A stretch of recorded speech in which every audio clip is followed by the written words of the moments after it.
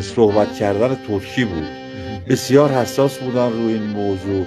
اگر در کلمه ترکی یک کلام فارسی صحبت میکردی فوری اخطار میداد، یا که میگفت که این صحبت باید اینجا بشه. یادم یه زمان تلفن کردم به خونه ما و با خانمم صحبت میکردم که حال من رو پرسیدن. خانم گفتن که خسرو دیگه پیر شده ده قرمش. هما بیبی فوری اینجا برگشت گفت نه بابا جان، و قرمش به جنس ماده میگن، به زنا میگن، و قجالمش به جنس مردا میگن. سندی هستی خسرو قجالمش، نه که قرمش.